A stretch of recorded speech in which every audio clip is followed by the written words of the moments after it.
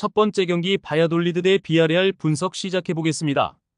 바야돌리드는 휴식기 이후 첫 경기를 승리하고 하위권 탈출에 시동을 걸었다. 난적 알라베스 원정에서 실라와 아누아르, 아말라 등 선발 공격수로 나선 선수들이 골을 터뜨리며 난타전을 승리로 이끌었다. 그러나 토레스가 불안한 모습을 보이는 수비진은 4경기 연속 멀티 실점을 허용했다. 중원에서 더 안정적인 수비라인 보호가 필요하다. 비아레알은 휴식기 이후 첫 경기에서 승리하지 못했지만 4위를 지키고 있다.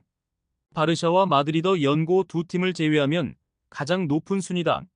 이번 시즌 큰 전력 보강을 하지 못했기에 중위권 추락도 조심스럽게 점쳐졌지만 전통 강호로서 충분히 존재감을 보이고 있다. 코메사나와 파페 게에 등 중원 경기력이 워낙 빼어나기에 어느 팀을 만나도 자신들의 경기를 하고 있다. 접전을 본다. 비아레알이 좋은 시즌을 보내고 있지만 바야돌리드도 반등했기에 홈에서 쉽게 밀리지 않을 것이다. 특히 마르틴을 중심으로 한 중원의 경기력이 올라왔기에 강력한 비아레알 중원에 밀리지 않을 수 있다. 두 팀이 밀고 밀리는 접전 끝에 승점을 나눠 가질 것이다. 두 번째 경기 나폴리 대 US 레체 분석 시작해 보겠습니다. 나폴리는 리그 3연승에 성공하며 선두를 지키고 있다. 지난 시즌 예기치 못한 부진으로 인해 유럽 대항전 진출에 실패했는데 재정비를 잘하고 나선 이번 시즌은 강팀의 면모를 보이고 있다. 크비차는 4골로 팀 내 득점 선두를 달리고 있고 베테랑 스트라이커인 루카쿠는 7개의 공격 포인트를 기록 중이다. 라마니와 디로렌조 등이 이번 시즌도 주전으로 나서는 수비 라인은 최근 5경기에서 한 골만 내줄 정도로 안정적인 모습을 보이고 있다. 레체는 휴식기 이후 첫 경기에서 시즌 최악의 퍼포먼스를 보였다. 측면 수비수인 갈로의 퇴장이 있긴 했지만 홈에서 피오렌티나에 6골을 허용했다. 그로 인해 강등권에서 벗어나지 못했다.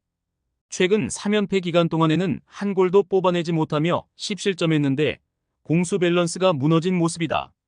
나폴리의 승리를 본다. 레체는 최전방에 나설 스트라이커인 크리스토비치를 제외한 선수들이 하프라인을 넘지 않는 수비적인 운영을 할 것이다. 그러나 피레트의 수비 보호가 불안하기에 맥토미니와 앙귀사가 중원에서 경기를 주도할 나폴리를 저지하기 어렵다. 루카쿠의 확실한 마무리도 있을 나폴리가 승리할 것이다. 세 번째 경기 슈투트가르트 대 홀슈타인 분석 시작해 보겠습니다. 슈투트는 휴식기 이후 재개된 리그 경기에서 뮌헨에 완패했다. 크리스 피리히가 결장한 경기였기에 리더와 알리 등이 측면 공격수로 나섰는데 기대 이하의 경기력이었고 중원이 상대의 압박을 이겨내지 못했다. 그래도 뮌헨과 레버쿠젠 정도를 제외하면 리그에서 가장 화력이 좋은 팀이다. 독일 국대의 승선한 운다브를 비롯해 5골을 기록 중인 데미로비치가 공격을 주도할 수 있다. 홀슈타인은 승격팀으로 어려운 시즌을 보내고 있다. 리그 개막 이후 승점 2점에 그치며 최하위권에 처져 있고 아직 승리가 없다.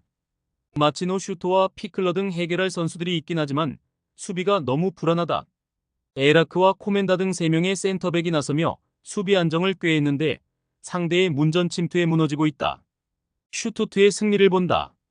홀슈타인은 수비가 워낙 불안하기에 강팀 원정에서도 화력전으로 승부를 봐야 한다. 슈틸러와 카라초어, 밀로 등이 중원에서 확실하게 점유율 우위는 물론 공격 전개를 할 수 있는 슈투트 상대로 고전할 것이다. 운다브와 데미로비치의 안정적인 마무리도 있을 슈투트가 승리할 것이다. 네 번째 경기 라이프치히 대 프라이부르크 분석 시작해 보겠습니다. 라이프치히는 마인츠 원정을 잡고 선두 경쟁에서 미끄러지지 않았다. 골득실에서 뒤져있는 2위지만 뮌헨과 같은 승점을 기록하며 우승에 대한 야욕을 드러내고 있다. 최근 3연승 기간 동안에는 7골을 뽑아내며 한 골도 실점하지 않았고 무실점 경기가 계속 이어지고 있다. 폴센과 엘마스, 바움가르트너 등이 벤치에서 나오는 호화스러운 스쿼드인데다 하이다라의 이번 시즌 컨디션이 절정이다. 프라이부르크는 휴식기 이후 첫 경기에서 아우크스부르크를 완파했다. 그리포가 도안과 함께 측면 공격을 이끌며 상대 수비를 무너뜨렸고 세트피스 상황에서 수비 라인의 공격 가담도 인상적이었다. 이 경기는 강팀을 원정에서 만나기에 무리한 공격적인 운영보다는 수비적으로 라인을 내릴 것이다. 라이프치히의 승리를 본다. 홈팀은 주중에 리버풀과 챔스 일정이 있었기에 다소 체력적인 부담이 있을 수 있다. 그러나 홈 연전 일정이었기에 이동으로 인한 피로도는 없다. 오펜다와 시몬스, 세스코 스리톱이 끊임없이 상대의 최종 수비를 넘어서려 할 라이프치히가 승리하고 뮌헨과 1위 경쟁을 이어갈 것이다. 다섯 번째 경기 아우크스부르크 대 도르트문트 분석 시작해보겠습니다. 아우크스는 휴식기 이후 재개된 리그 첫 경기에서 프라이부르크에 패했다. 이번 시즌 팀의 주전 공격수로 나서는 필립 티에츠의 골이 있었지만 승점 추가를 하지 못했다. 때문에 강팀 상대로 나서는 이번 라운드에서는 패하지 않는데 집중할 것이다. 얀눌리스와 볼프 등 윙백 자원들이 오버래핑 횟수를 줄이며 수비에 치중할 것이고 야키치도 수비 보호에 열을 올릴 것이다. 도르트문트는 장파울리를 잡고 선두권 추격에 시동을 걸었다. 우니온과 슈투트 등에 패하며 초반 출발이 좋지 않았는데 장파울리전 승리로 분위기 전환에 성공했다. 단, 이번 경기에는 로테이션을 어느 정도 가동해야 한다. 주중에 레알 원정을 다녀왔기에 자비처와 크로스 등이 체력적 부담이 있고 은메차와 바이노기튼 등이 출전 시간을 가져가야 한다.